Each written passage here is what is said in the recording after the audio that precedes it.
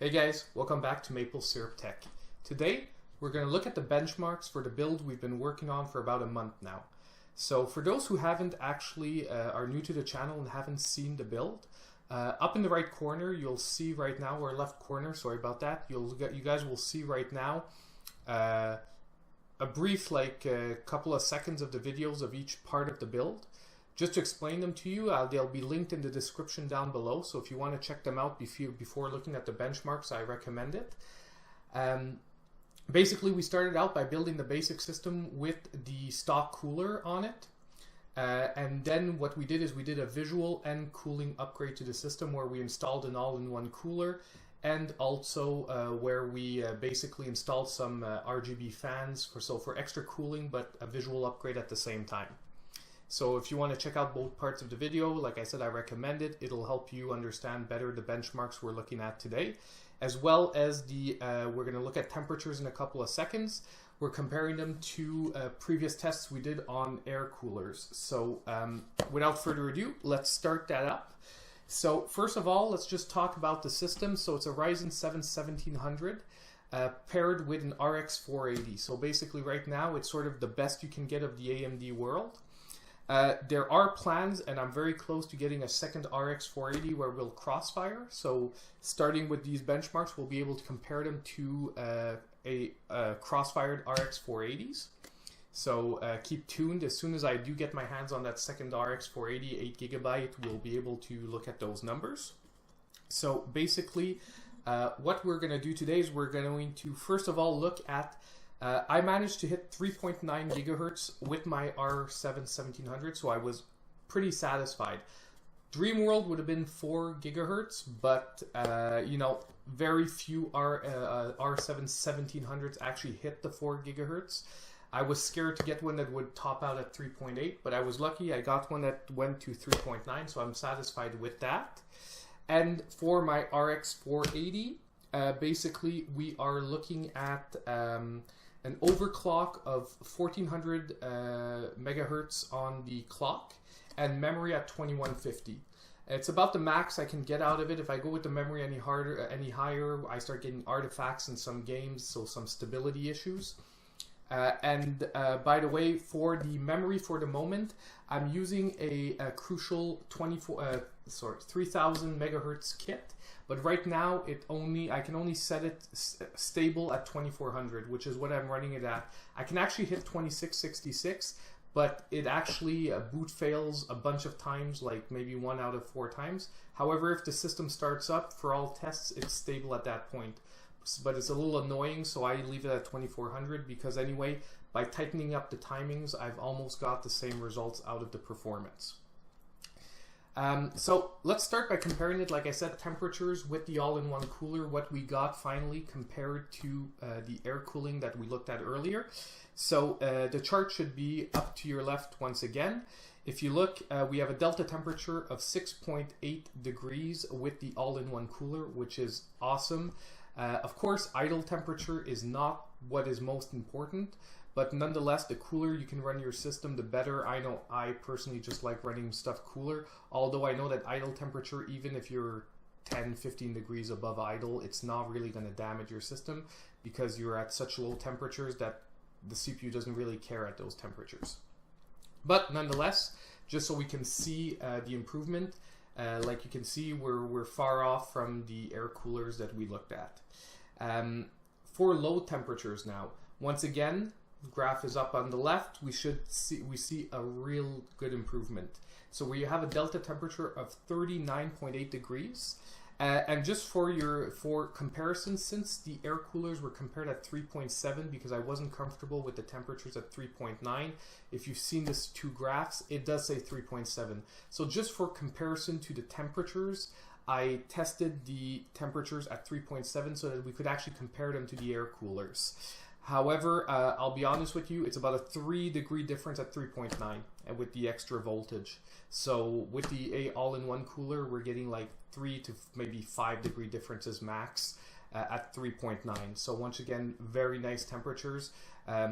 It's delta temperatures, so you know, obviously you're never going to get exactly the same temperatures as I'm getting, because unless you have the exact same setup, you have the exact same room temperature and whatnot, variations in temperatures will be normal. But what you can see is that you get a way better difference than the air cooling. So you get another like 10 degrees of basically wiggle room. To me, it puts my temperatures around 65 degrees on full load. So it's honestly very good temperatures to run your system on 24/7. Now let's go look at the performance scores.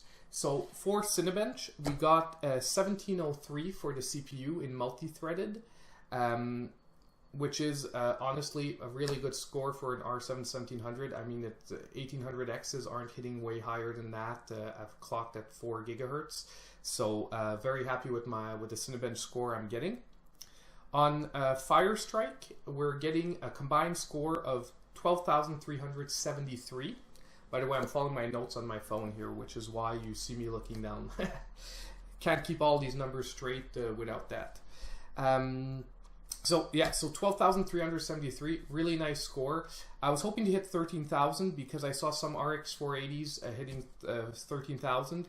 However, you have to know that some overclock better than others. I've seen people hit 1450 megahertz on the core and like at least 2200 on the memory. Unfortunately, I was not able to hit it with mine, but still 12,300 is a decent score for the value, for a value CPU. It's still a mid-range CPU. In TimeSpy, we got a we got a combined score of 4,615 with a graphics score of 4,277 and a CPU score of 8,377. So right here we can see that in the package, the GPU is lagging behind the CPU. So if you pair the 1700 with a better GPU like a 1070, 1080, 1080 Ti, you're going to be getting much higher scores. But nonetheless, the point is to get the best AMD combo right now, and at the same time, for anyone on a budget, you got a $300 CPU with a $300, maybe $250 to $300 GPU. You've got a nice basic setup here. So for gaming now, let's go look at, obviously this is probably what you want to look at. And just to explain to you the reason why it actually took a month to get the benchmarks out is because although I game a lot on games that aren't actually very demanding on CPU and GPUs. Like I play a lot of League of Legends, Dota 2, I play StarCraft, older games, which means that I didn't have a lot of the newer games that people generally look to for benchmarks. So I'll be honest with you, we're only going to be looking at 5 scores, but it's still going to be 5 decent games. A lot, like 2 or 3 of them are actually pretty recent. And these are stuff that I had to invest in, and obviously the more I invest in games, the less I have for parts, the less I can do builds. So since this is a new channel and we're evolving, I will be getting more games as we go along, but it was hard to justify dropping like $300-400 to buy like GTA 5 and Battlefield and all kinds of games that honestly I'm probably not going to play other than benchmarking. Obviously for the channel I will try and get more recent games eventually, but it's progressive. But nonetheless, the mix of games we have I think will still give a decent idea of what you can expect with this CPU and GPU combo. So the chart should be up here. We're looking at average and low FPSs. So, I basically paired them together with average FPSs on one side, low FPSs on the other, so we can really get an idea of where this card and CPU are around. Since right now we're not actually comparing it to any other systems, it was better to present it this way so that we can compare the games in between themselves and get an idea of what type of performance you can expect just, out of this system on its own without comparing it to any others. Obviously, as we build other systems and have some stuff to compare it to, we'll be looking more at charts that will be comparing this system to other performance. Like for example, when I'm going to be getting the second RX 480, we'll be able to look at the scores, comparing the two to a single RX 480 to the combined. And I do plan on building pretty soon a Intel system so that we can compare it, nonetheless, as things evolve with Ryzen and with Intel, to see how the two systems are keeping up one to the other. But let's go look at it. So, for Dirt 3, which is a racing game, pretty good scores, average of 148 FPS with a low of 103. So even if you have a high refresh monitor, you're probably not even going to notice, and you're going to be maxing out your monitor most of the time. For Titanfall 2, not the most demanding game, but nonetheless a very recent game, and it gives a pretty good idea of what you can expect.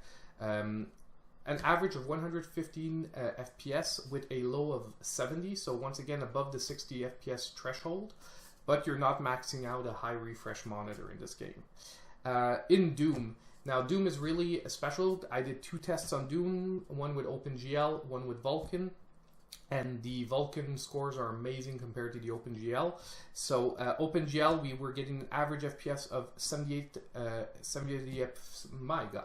frames per second, and a minimum of 63, which is still pretty good because even with the minimum, you're above the 60 FPS once again. So decent gaming. So for 1080p, like I built a system for, we're in a perfect sweet spot. In Doom Vulkan, however, now this is where the scores really ramp up and are awesome. We're at 139 average and 105 minimum.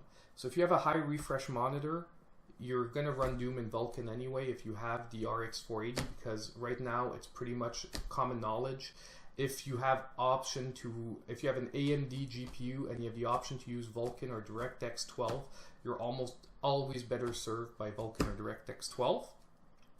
And the last game we looked at was Overwatch with an average of 71 FPS and a minimum of 59. So once again, right at that 60 FPS sweet spot. And for by the way, for Overwatch, I do the worst possible scenario, a 12 bot match. Where everyone is basically centered in the same place, just firing off their abilities. So if you've never seen one of those, it's way more action and way more demanding than you will get in a regular Overwatch match. So overall, if we look here at the last graph we're probably going to look at, it's up here to the left. So overall, over all 5 scores we got, we're looking at an overall average FPS of 110 and a low average FPS of 80 frames per second. So like I said, I built this system for 1080p gaming to make sure we're always above the sweet spot of 60 FPS, and I am not disappointed. And by the way, there was one last thing I wanted to mention to you guys.